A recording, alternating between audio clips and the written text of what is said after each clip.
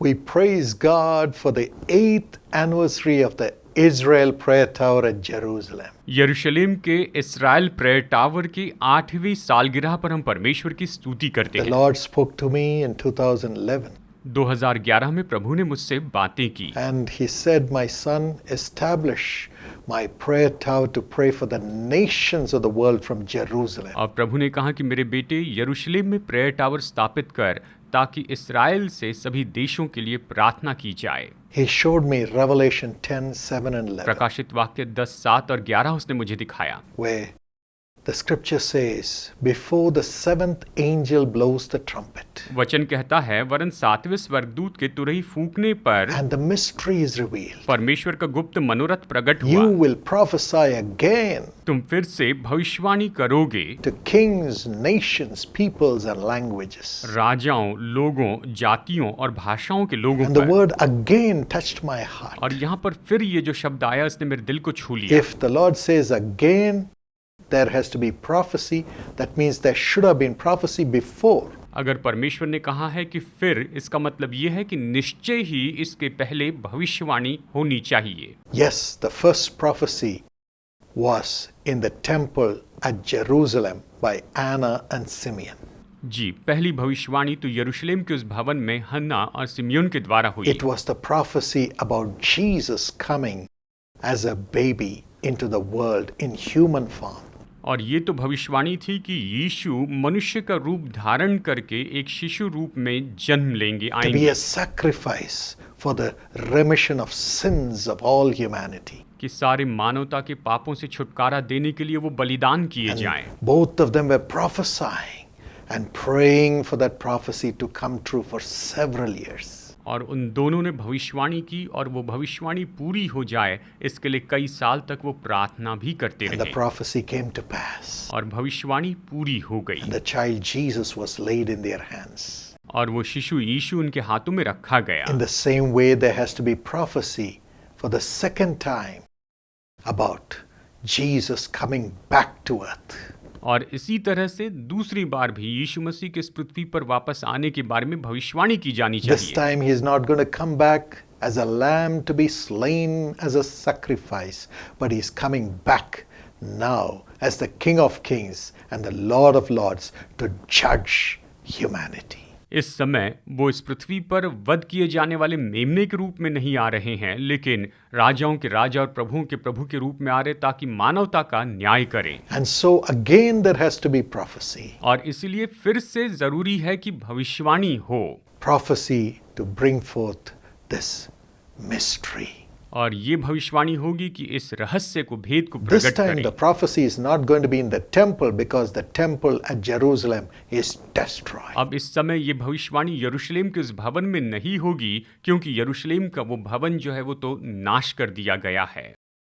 But the prophecy has to come from Jerusalem to kings, nations, peoples and languages. लेकिन यरूशलेम से ये भविष्यवाणी आनी चाहिए ताकि अलग अलग राजाओं और जातियों और भाषाओं के लोगों तक And पहुंचे। so the Lord asked me to establish the prayer tower in Jerusalem to prophesy from Jerusalem to kings, nations, peoples and languages to prepare the world for his second coming. तो प्रभु ने मुझसे कहा कि यरूशलेम में prayer tower की स्थापना कर ताकि पृथ्वी के राजाओं, लोगों, भाषा और अलग अलग जाति के लोगों पर वहां से भविष्यवाणी की जा सके।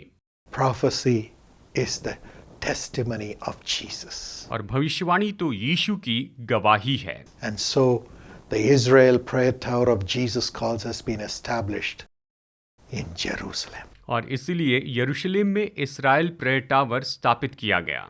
It's 8 years since people from all parts of the world have come there and prayed and prophesied about their nation from there. और 8 साल से पूरे संसार से लोग वहां पर आ रहे हैं और अलग अलग देशों के बारे में वहां से भविष्यवाणी कर रहे हैं।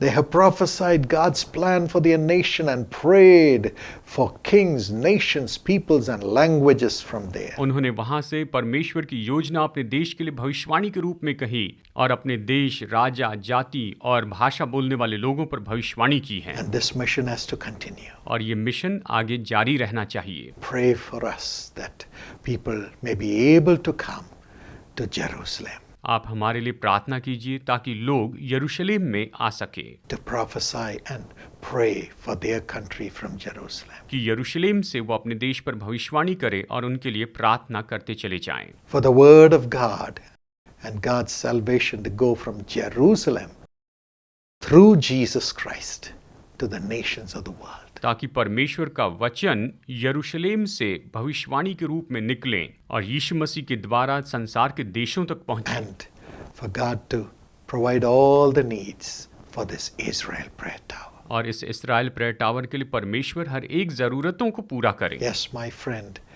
as you support the Israel prayer tower with your prayers and your offerings, you are preparing the way for the second coming of Jesus Christ. हाँ दोस्तों, जैसे आप अपनी प्रार्थना और भेंटों के द्वारा इस्राएल प्रेयर टावर के लिए सहायता करते हैं तो आप प्रभु यीशु के दूसरे आगमन के लिए मार्ग तैयार कर रहे हैं। Yes, every penny that you give will go towards the operation of this Israel prayer tower, which will open the door for prophecy and prayers to go from there to the nations of the world. इस prayer tower के लिए आपकी दी गई भेंट राशि का एक एक रुपया इस्राएल प्रेयर टावर के काम के लिए उपयोग किया जाएगा ताकि वहां से भविष्यवाणी और प्रार्थना संसार के अलग अलग देशों में जाएं। Surely God will open the windows of heaven and pour down a blessing which you cannot hold. परमेश्वर स्वर्ग के झरोखे खोलेंगे और ऐसी आशीष उंडेलेंगे जिसे आप पूरी तरह संभाल Here's नहीं how you पाएंगे। can give and be blessed. आप इस तरह से भेंट भेजकर आशीष पा सकते हैं। आप UPI ID Jesus calls @indus का उपयोग करके गूगल पे, फोन पे, पेटीएम के माध्यम से या वेबसाइट www.jesuscalls.org के माध्यम से समर्थन कर सकते हैं। Father, bless everyone who gives to fulfill your mission at the Israel prayer tower. पिता, इस्राएल प्रेयर टावर में आपके मिशन को पूरा करने के लिए जो भी लोग भेंट राशि भेजते हैं, आप इन सभी को आशीष दीजिए And multiply them, और प्रभु आप इन्हें बहुगुणित कीजिए, prosper them, इन्हें संपन्न कीजिए and use them as your prophets. और अपने भविष्यवक्ता के रूप में इनका उपयोग कीजिए। In Jesus' name. यीशु के नाम में आमीन।